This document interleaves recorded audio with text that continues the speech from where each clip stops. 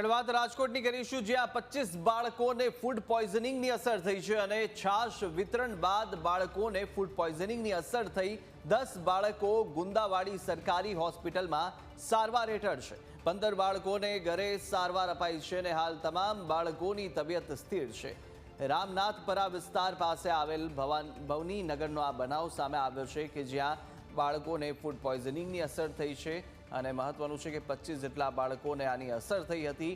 છાશ વિતરણ કરવામાં આવ્યું ને ત્યારબાદ બાળકોને ફૂડ પોઈઝનિંગની અસર જોવા મળી છે, જેમાંથી 10 જેટલા બાળકો જે ગુંદાવાડી સરકારી હોસ્પિટલમાં હાલ સારવાર હેઠળ ધકેલવામાં આવ્યા, તો 15 બાળકોને ઘરે જ સારવાર આપવામાં આવી રહી છે। વધુ વિગતો સાથે સંવાદદાતા ઋષિ ફોનલાઈન પર જોડાયા। ઋષિ, 25 બાળકોને ફૂડ પોઈઝનિંગની અસર થઈ છે, શું વિગતો મળી રહી છે અને હાલ શું સ્થિતિ છે?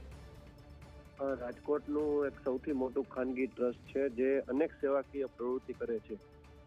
ઉનાળાની ઋતુ હોય, ગઈકાલે છાશ વિતરણ આ ટ્રસ્ટ દ્વારા કરવામાં આવ્યું હતું અને આ જે વિસ્તાર છે તેમાં છાશ વિતરણ કરતા જે છાશ પીધા બાદ કુલ 25 જેટલા બાળકોને આ ફૂડ પોઈઝનની અસર થઈ હતી, જેમાંથી 15 બાળકોને અત્યારે ગુંદાવાડી સિવિલ હોસ્પિટલ ખાતે સારવાર અપાઈ રહી છે અને અન્ય 10થી વધુ જે બાળકો છે તેને ઘરે સારવાર અપાઈ છે। હાલ તો કુલ 25 જેટલા બાળકોને અસર થઈ છે, પરંતુ તમામની તબિયત અત્યારે હાલ સ્થિર હોવાનું સામે આવ્યું છે। પરંતુ ક્યાંક ને ક્યાંક આ જે પ્રકારનું ખોરાક વિતરણ થતા હોય છે તેની તકેદારી રાખવી પણ ખૂબ જ જરૂરી બની છે। જી ઋષિ, માહિતી સાથે જોડા બદલ આપનો આભાર।